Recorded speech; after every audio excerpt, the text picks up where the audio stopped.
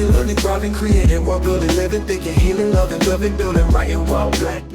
Good morning and welcome. Today I'm going to introduce Angela in a different way because today she is my guest. Because in case you didn't know, I mean, you should know if you've been paying attention, but Angela is a writer as well. So first I'm going to bring her in proper. Angela Riley writes about and imagines us winning, happy, loved, loving, and free.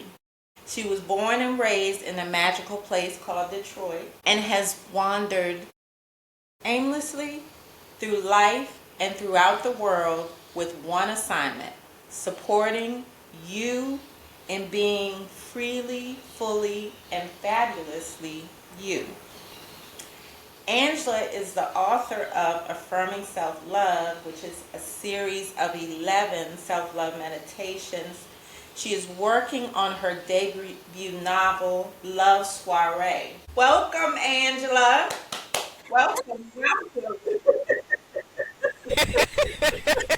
We met in a Black writers group. When I moved here, I found them early on, like within the first couple of weeks. I was so excited. That's how Angela and I connected, through the Black writers group. I'm familiar with Angela's work, so I'm a big fan. I told Angela, come on now, it's time, it's time. So this is what we're doing today. When I joined the writers group, Angela was always our love aficionado. So she writes love, all types of love. Talk to us about that, Angela. What makes you so excited to write about love? One thing that comes to mind is my mom had a friend who was a therapist, and she was single, and she would always talk about how important couples and relationships were. As a young person, I always thought, well, Dr. Lynn is single. Why is she always talking about relationships and couples and how important that is? As I've grown and developed and traveled through the world, I have really come to appreciate that as much work as I have done on myself, there is something really special and powerful and different about the work that I do in an intimate partner relationship. All types of relationships help us to grow and develop, but there's something about my marriages that is just transformative for me in a very unique and powerful way. That's one of the things that I'm really excited about. The things that help us to transform, to grow and develop and move to the next level. Also, as a Black person, the core of a community are couples. Couples have children, like that's at the core of a community. And so that's like the core of us. That's the core of Black us. And that's, so us building that, us loving that, us protecting that, us embracing that, us pushing that, us supporting that. Those couples are at the core of community. So maybe that's why. Who is your favorite, or do you have a favorite romance writer? In terms of what romance used to be for me, which was an escape, a place where I could just go and just not think. I know predictably what's going to happen. I can reliably relax into Beverly Jenkins. I really like Christina C. Jones' writing. I've read a couple of her books and I find them pretty engaging. I don't know if I find them as relaxing as Auntie Bev. Maybe those two, but I read a lot. What are you reading right now? I'm listening to The Reformatory right now. I'm still reading 365 Days of Hoodoo. I'm reading something called The Core of Fire. It's about like ATR in the New World. I started Untethered by, have you read that? Yes. Angela Jackson Brown. Angela Jackson Brown. So that's what I'm currently reading. And then the hubster is writing The Problems with Immortality. So can you listen to this? Would you listen to this? Can you listen to this? What do you think about this? Or just I walk into the room and it's playing. So I'm not exactly reading it, but I'm very engaged with the work at the moment. You're one of those people that can read several things at once. I've never been able to do that. I get stuff all intertwined and messed up if I try. It's interesting. I thought about that the other day because you had said that. And we talked about it before, but I'm like, how did you do in school when we had to read different texts for different classes? It wasn't challenging. It may be in my head. I think Because when I jump into a piece, it may take me like a second, but then I'm like, okay, this is what's going on. They feel different. The reformatory feel totally different from untethered to me. right, right. A lot of times I'll read stuff in one or two sittings. So I'm laser focused. I don't want to shift away to something else. I want to know what happens. So that might be it too. I don't know. Okay. Tell us more about the Black Writers Group. The Black Writers Group is about supporting Black writers. We meet online currently. It's open to Black writers worldwide. It's a space for us to write and read together, and ideally a space for us to grow and develop. Each week, there's a Writer of the Week. That happens in the last segment of the meeting. When we come in, we talk about what's new and good, what we read and what we write and what we're working on. Then we write together. We do a 15-minute writing sprint. It can be focused on the writing prompt of the week or something else or both or whatever. There's something about being in community with artists that I love and is very stimulating and inspiring and beautiful. Being in community with writers and actually writing together, I really, really enjoy that. The way that it came into being is that when we first got out of the United States for a few months, Yapo, when I met him, my husband, when he was writing Melanin, when I met him, I think I've said this before, as we were getting to know each other, I knew he was working on a book on cartooning because he's a cartoonist and an illustrator. He had said, oh, can I send you some of my writing? Thinking it's going to be a nonfiction piece. And I want to loop back and say that you were writing nonfiction, but it was what I come to call creative nonfiction. Oh, so it read like fiction.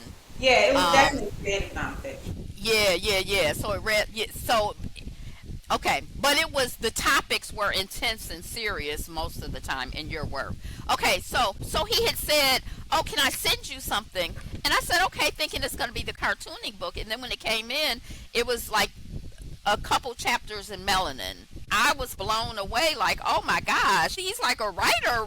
Like, what? Like, I want to know more of this story. It had been in his life for years. That book, the idea, the beginnings of the book had been in his life. About 6 months after we got here, he said, I'm going to work on Melanin 3 pages a day. And I'm like, okay. He would get up and he would, oh, I did 3 pages today. Oh, I did 3 pages today. The next day I did 3 pages. I did 3 pages. And then 3 pages turned to 5 pages. 5 pages turned to, and it was like every day he was getting up writing. And loving being in community with artists, it was inspiring seeing his process going from I want to write this book forever to the day by day it getting finished, so that within a few months of starting that, or maybe even within a month of starting that, the book was finished and the baby is born and out in the world. And as a wannabe writer, as a creative, being able to be a part of that experience was exciting. And so I wanted to create a space for me to connect with other creatives and writers who were getting shit done, getting stuff done, and also to be able to open that experience up to other people as a stimulation so that we could all come together and work together. The Black Writers Group is still in formation because really excited about being in community with Black writers who are writing. I think about the Black arts movement from the 60s and the 70s. My mother is part of the National Conference of Black Lawyers. When she joined it, it was like, this is the legal arm of the Black Revolution. And the Black arts movement was the creative arm of the Black Revolution. We're using our skills, our talents, our gifts, our professions on behalf of our people. That's something that I have a deep hunger for, being in community with people who have similar values and are working. It's been challenging to find that mix. I've read that for a writers group, you really need like 4 to 6 people. If you have, 20, 30 people, it's kind of unwieldy. And there have been times when we had, 20 people at a meeting.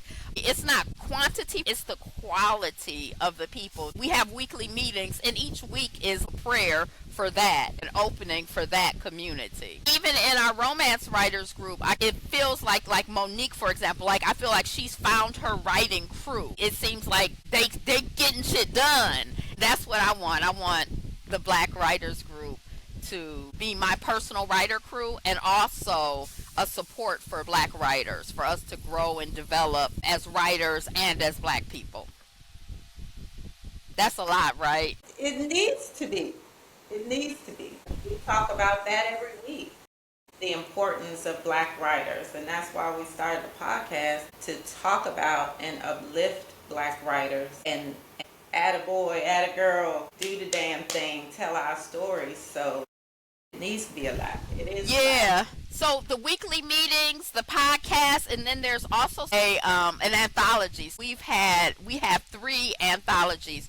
2 that are finished, My Identity and Black Love, and the third is in process, Our Freedom. But the same thing, support Black writers, give Black writers a platform, an opportunity to grow and develop, and get our voices, develop our voices. Okay. So I'm going to ask some of the questions that you usually ask. Tell us about your writing process, Angela. Girl. So I really thrive in structure, and I know that, and I thrive in community.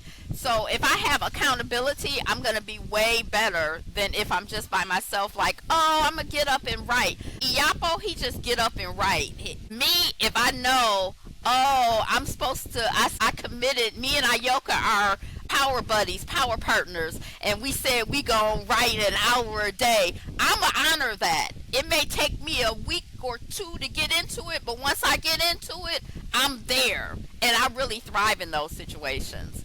I tried to create for myself that type of system. Stephen Barnes I heard him or saw him say somewhere, commit to writing a sentence a day, a short story a month, or an essay a month, and then you'll write a book a year or something like that.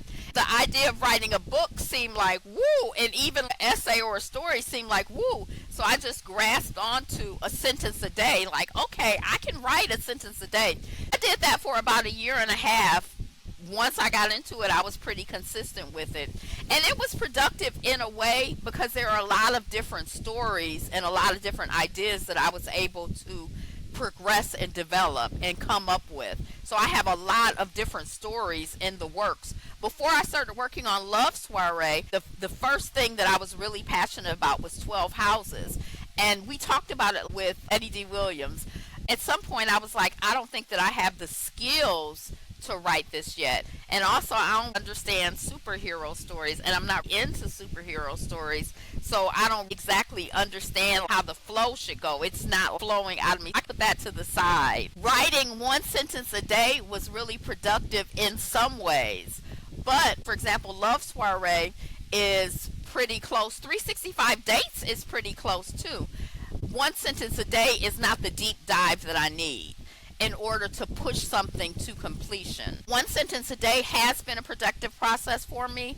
When I was involved with Kindle Vella and I was putting out chapters, that was really productive. I could put something out that was a beginning and an end, and it progressed the story. That's what happened with Love Soiree, and that's what happened with 365 Dates. That's why they're so far along, because I was using Kindle Vella as a discipline or as an organizing structure. What I'm doing now, I'm about 7 days in, is half hour of Love Soiree sprints every day. So I get into Love Soiree and I'm just picking up where I left off, reading, editing, adding, and just going through it. Love Soiree is very, very close, but it needs a lot of massaging. It needs a lot of, it's a lot of stuff hanging out that I need to finish. So okay. I don't really have a good process. That's a good soiree. A good soiree. That's a good segue to my next question. First, let me clarify for our listeners that Love Soiree is the title of Angela's upcoming debut novel. Those of us who were on Kindle Vella got to see some previews. Do your elevator pitch of Love Soiree. Elevator pitch. Right. I need an elevator pitch. I need to give a little and take a little back and draw you in and get you. So, Love Soiree is a love story set in fictitious Detroit. It features Kendra and Bennett, who have been matched by the Love by Tamu Tamu agency. Mama Tamu, the creator of the agency, 91 years old. The agency is 50 years old. She has taken a personal interest in these two and has taken personal responsibility for getting them together. But is it going to work or not? Because grown people gonna grown people. So what's going to happen? That's Love Soiree. Kendra and Bennett are actually single parents. Kendra has 2 sons, and Bennett has a brother that is like a son to him that he has custody of. Kendra is in real estate. Bennett makes suits, for high-end clients like basketball players or whoever. And that's it. That's the pitch. Did it work? Is it elevator-y enough? Did I tease you? This is the theme. Nina Simone's "Do I Move You?" So did I move you? we gonna work on the hook some more. You gotta hook them and reel them in. Here's another Angela-esque question. What are your greatest joys and challenges? What I love most about writing and any creative endeavor, but especially writing, is the world building. You can create the world the way that you want it to be. In the world of writing, I can get justice. We can get justice. Things can be right. I like that. That's my greatest joy. And then also, I think just like as an actor, I can't stand, well, I shouldn't say I can't stand rehearsals, but rehearsals are not my favorite thing. Auditions are not my favorite thing. And right before I go on stage, that's not my favorite thing. But when I'm on stage and the audience, especially when it's stage, like the audience is there and you can feel the energy and that feedback loop, there's nothing like it in the world. When I write something and then I read it back, usually not that day, but like sometimes I come across things that I've written, and it's just like that loop. Go ahead, stuff. Yeah, go ahead, self. Like sometimes, not everything. Like with Love Soiree, there's some stuff I'm like, it's not right. I don't even know how to articulate what's getting on my nerves. But there's some moments where I'm like, ooh, that's something that I enjoy, being able to create a world. We write more or less something that we're going to enjoy and something that we're going to like. That's the joy. The challenge is the discipline to get it out. There's so much that I want to say. I have some good stories to get out there, and getting them out there is the challenge. And now I'm not even at the point where you are as a writer, or when you got this skit out there and then you want the people to read the stuff, and connecting with the people who are going to enjoy and benefit from and want to engage is a challenge, definitely, for the Black Writers Group. You talked about being an actor, and we know you're a writer, so I would like you to bless us with a passage from your upcoming debut, Love Soiree. The bar feels very high. I'm a little silly and dramatic. It was challenging finding something. So this is the excerpt. Dr. Joseph Johnson leaned toward me to finally divulge the secret I had seen dancing in his eyes. You don't remember me, do you, Kendra? I stuttered, embarrassed, studying his face. And as I focused, he seemed more and more familiar. His laughter rumbled, strangely reassuring. You drive a red VW convertible, right? I do. Oh, the co-op. I tapped my forehead and grinned in triumph, relieved to have finally placed him. You got it. We keep running into each other. Must be a reason, right? Um, not yes. We were meant to meet. He was wearing a big, goofy grin. Right, I said, then smirked as I shook my head. Okay, Kendra, you can downplay it if you want to, for now. But you'll see, this, you and me, it's destiny. We'll see, I said dryly, as my smiling eyes considered him. There was something about Joseph that I did like, already. He had an open-heartedness and a warmth that was comforting. And he was so sure of and forthcoming with his feelings, which was nice in one way, but also confusing. Like, how could he know anything about me? Was it destiny, or was he just called by my appearance? So, how do you know Nicole? He asked, breaking into the awkwardness and moving the conversation along. We went to high school together. Oh, so you a technician?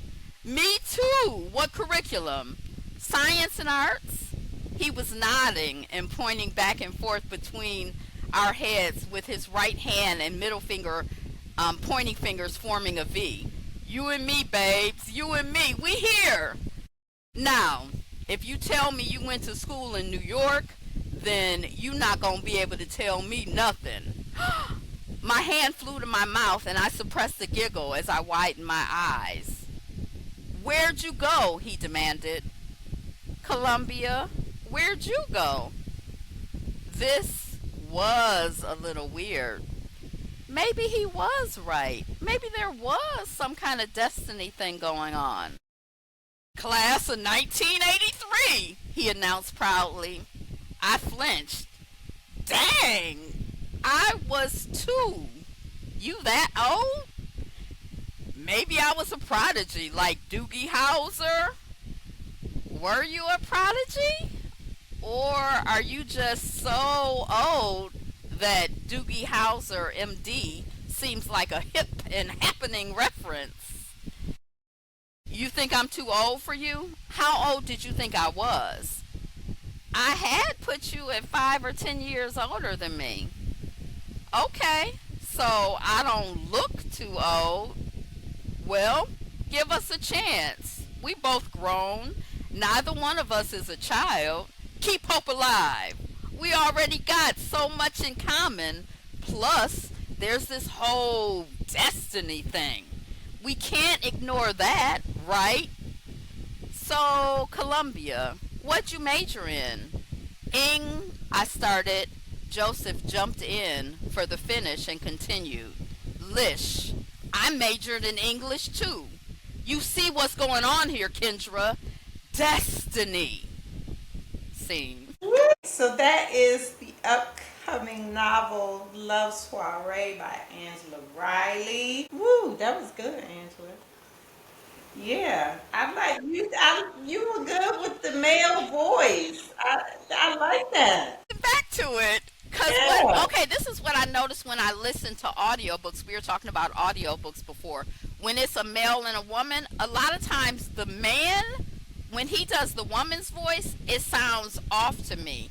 But when the woman does the man's voice, it resonates with me. And I don't know if that's because as a woman, I can relate to how a man sounds to a woman. And maybe to men, the way that the man represents the woman is relatable to men. Because I'm like, that is not how a woman sounds, sir. You know, I'd be like, oh, like, ew, don't do that.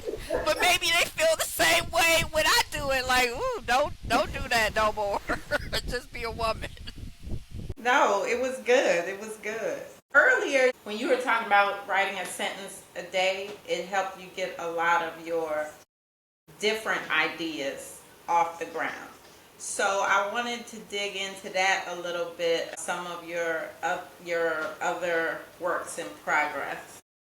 You talked about 12 houses.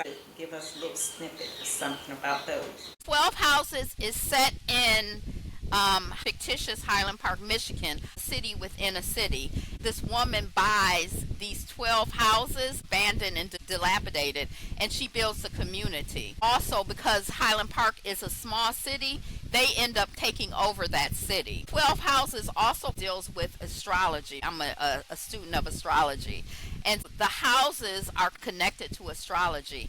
The inspiration for that story was watching the TV show Heroes and feeling like, if everybody gonna be superheroes, all the black people should become superheroes and defeat the system of white supremacy. That was the impetus for that story. Another story, I Declare Love, was on Kindle Vella as a short story. It's the introduction to a book. A woman marries into a family, and the brother has a modern day abolitionist thing going, and she gets deeply involved in it, a system for freeing black people from the modern day prison industrial complex and exploring a different look at black freedom. It opens with a love story, like how she falls in love and gets in the family, but the book is not even about that. The love part was easy to write. The rest of it is a little more challenging to write. Then also on Kindle Vella was 365 Dates. 365 Dates focuses on a woman who is divorced. This was my favorite one.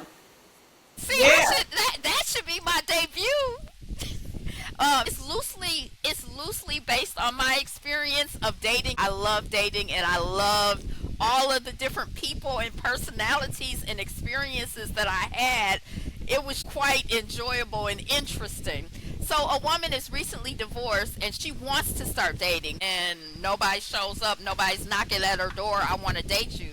So she goes on this, like, I'm going to learn how to date, and instead of having a goal like I want to date, I'm going to have a very specific measurable goal, like I'm going on 365 dates. That's how she thinks about it, because she figures if she sets it high, then she going to find somebody to marry in the course of this thing. So it follows her as she goes on these dates and meets all of these interesting, characters. That's 365 dates. I have a piece called Midas Touch. There's two inspirations. We say, oh, somebody has the Midas touch. Everything they touch turn to gold. On the surface, that seems like a good thing, but like in the story, having everything you touch turn to gold is effed up, like the system of white supremacy is. On the surface, everything they touch turn to gold, and it's a mess. Maida is the main character, and she has this touch. It focuses on that. When I went to Palenque, the black community in Colombia, that community inspired me to develop some more and write some more, just thinking and reflecting about my experiences and impressions and vision of what that community was. I was only there a few days, but in my head it's huge. Then there's this story called Seeded, and I was watching on Netflix this Japanese anime, and I'm not even sure if I finished it. It was a world where there were very few men. Some kind of virus was killing the men. Some of the choices that they made in terms of telling the story, I'm like, I don't think it would be like that. So I started thinking, what would the world be like if there were very few men and a lot of women? And in some places, like as expats, we might be in communities where there are a lot of women and very few men. People deal with that. How do you deal with that in a healthy way? That story is called Seeded. There are communities, one main community that's been doing research and is finding a way to fight the virus that is impacting men. One of the ways that they're fighting it is by selective breeding. I don't know if that's really the term, but she has been identified and this other guy has been identified, and they supposed to be the answer to the problem. They supposed to be salvation, but he makes her sick literally. How she gonna get with him? How they gonna get together when he makes her sick? How she gonna get seeded? Are we just gonna rape? Or like, what's gonna happen? That's Seeded. It reminded me on Living Single. Living Single. I don't remember what the episode was about. Lord, I was about to call her Tootie. What was Jean, that's exactly what I was thinking. Okay, Regine had said they were having some conversation. She said, "What would the world? Can you imagine a world with no men?" And Khadijah was like, "Yeah, I can. It would be great. Women would be happy and fat, and there'd be no crime." I just had to throw that out there because it jumped in my head. You know how, like, when people are in art class and they're drawing and you have a model and the different people are drawing from different perspectives and they all come out with their works of art? As writers, it would be so interesting to take a concept like that. Well, what would the world be like with no men? And then everybody just write story seeing it from different perspectives. You were going to say that they had a segment, like she's like, it would be great and wonderful, and then they went into a dream sequence Oh, of the there world. was I was no. like, I gotta watch that episode, but no. Oh, but when you said writing on the same subject, but different perspectives, that's how I felt when I read Nickel Boys first by Colson Whitehead. And then when I read Reformatory, it wasn't until I started Reformatory that I realized they were writing about the same real life reform school for boys in Florida. So And it their was take was really very interesting. different. Yeah, Yes, okay, yes. okay, And so I really enjoy. I think you might have to be a writer to like enjoy that type of thing. that type of thing. Yeah. I've only read one Colson Whitehead. It might have been called The Underground Railroad, and it's not my favorite. I don't know if you remember or even knew, but in the reality TV world, there was a young woman whose granddad had been involved with the civil rights movement, and she literally thought, it seemed the way it showed up on the show, that the Underground Railroad was a railroad that would take black people from the South to the North in freedom. She thought it was a literal railroad. And when I read The Underground Railroad by Colson, I was kind of like, the fantastical element kind of like, irritated me a little. So I've never read any of his other work. I never read the Underground Railroad. I remember he wrote that around the time that the show was on. The show Underground? Underground. Okay. Underground. It was, and I remember that book came out, and there was a lot of talk about it. I just never read it because I was like, I don't think I want to read about it. Yeah, we read it in a book club, so I don't know, after I read the Reformatory, maybe I should read The Nickel Boys. Yeah, I think they made it into a movie. Listen to the audio book of it. It was fantastic. It was. Yeah. So I read that, and then maybe a month later, I read Reformatory, not knowing going in. And then as I was getting into it, I was like, because it's similar, but not. You have a different writer, a different perspective. One's a man, one's a woman. I think that makes a difference too. It was so interesting to me because they were both, in my opinion, they were both excellent books, but so different, so different. So, but dealing with the same horrific. What was the real name of that school? Yeah, they both did an excellent job. Both of them historical fiction, but Tananarive Due made it a horror. Dozier School for Boys, I just looked on the internet. Dozier. I don't know where I got it from. Okay, anyway. I don't know if I'm going too far off. Like you asked, like what are your other projects? And I'm like, and I got 98 more to go. No, it's good. It's good. We're talking now about the two books on the same subject. It's kind of like everybody's take is everybody's take, so. And then Love Chain is What? Love Chain. Chain. Okay. It's science fiction-y fantasy, but like these people fall in love and then die. They can't be together. But they're like, I'm going to love you forever, forever, forever, forever. So they keep running into each other in different lives, but it's like he's a baby, she's an old woman, she's a baby, he's an old woman. They can't quite get it together. They keep chaining. That's Love Chain.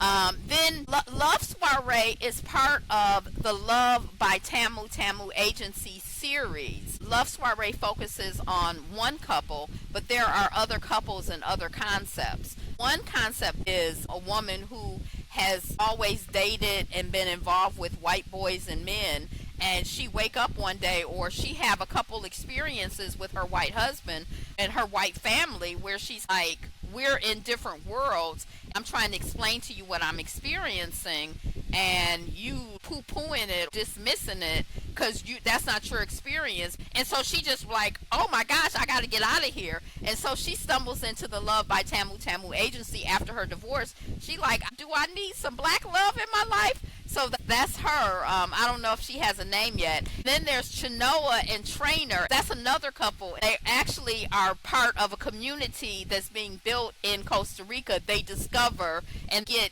trapped during the pandemic together. His name is Trainer, and he's a trainer. And Mama Tamu had set them up because Chinoa came to the agency. She a little fluffy, and Mama Tamu don't really care if she fluffy or not. But she set her up with this trainer because she think Trainer, his name, is a good match for Chinoa. So, of course, Mama Tamu, she know everything. So she write few erotic pieces that I've started developing and exploring and conceptualizing. I don't know what I'm going to do with those. So how do you come up with your ideas? I mean, does something just hit you one day and you jot it down, or what? Okay. I was watching Heroes, and I was like, I want this, or the Boston Marathon. I think about the fact that, like, in Detroit, we have ballrooming, and ballrooming in Detroit ain't nothing like ballrooming that white people do. Or the Boston Marathon, I thought about like running a Boston and bid whist, which to me is very black. They play bid whist in the reformatory, but a marathon, like a card marathon, is the Boston Marathon. So I thought about things that are relevant to Black American culture, or my experience of Black American culture, and I wanted to write Who Do What You Do, which I mentioned is part of that African American series. Things that are like unique to Black American and maybe just Detroit Black American culture, writing around that, including the Kwanzaa Claus series, a Black American holiday. I wanted to do holiday books, but holidays that I can relate to and am excited about. I wanted them to be cute and fun. I noticed with all of my stuff, I want it to be like cute and fun and romantic comedy. And girl, Right. I remember you said you want to write a rom-com, but it doesn't work out that way. But, you know, like we always say, you got to follow where the story takes you. You're not supposed to write. in Love Soiree, we got addiction, we got molest. I mean, it's a lot of different stuff that comes up that's not cute or fun or light. But I still feel like it's a triumphant story, and I hold on to. You had said to me one time, you said, I always smile when I'm reading your work. So I'm like, it feel heavy to me, but maybe, you know, to somebody, it might feel, you know, light and fun. The idea for Hush Your Mouth is I read an article about an old secret society from like the 1800s or the early 1900s of Black women, and they were coming public because their membership had dwindled down to the point where they were like going out of existence, and so they weren't going to be secret anymore. They were going to come out and do recruitment.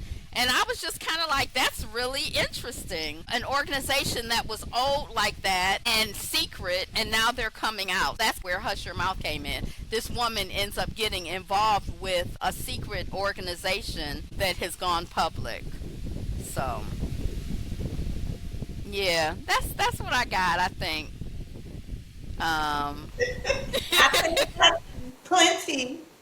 Right. When I was listening to Storm had interviewed, I think it was Christina C. Jones, and she said in her first year she was putting out 10 or 12 books a year. That's probably about 10 or 12 books right there. And I'm like, I would 12 books in a year. It sounded, actually, before I came back from this break, that sounded really like, whoa. But when I got back from traveling, within a month, Iapo had written a book, and now he's back on another book. He just on it every Hey, day. well, I always look at him like, what in the world? Yeah, I mean, Now he's even more intense. that is, that is, I don't know a word for it to me. When I think that when she was doing it, I don't know if she was working another job, but I kind of think that she was, and I could be wrong. That's just what I heard. Maybe I would love to knock some of these things out so some other stuff could come. And her stuff, I mean, she seemed like she was really in her worlds and really in it. It doesn't seem like a bunch of junk that she was just throwing out from what I can tell of what I've read of hers. It's some good quality work. right. So Some people can just turn it out like that. some people can just churn it out like that. I don't know if I'm one of those people or not. We'll see. I am not one of those people. I already know that. I See can how turn that out character. some poetry, Mm. but So Angela, what does writing while black mean to you? What does writing while black mean to me? Means creating worlds and living and being. I don't know. Oh, I don't know.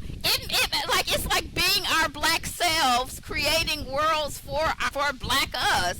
I guess that's it. Writing while black is being our authentic selves, creating worlds that nurture and build and develop and entice and stimulate and help to grow us. It's kind of a hard question. I don't even like my answer. I'm like, I need to edit that.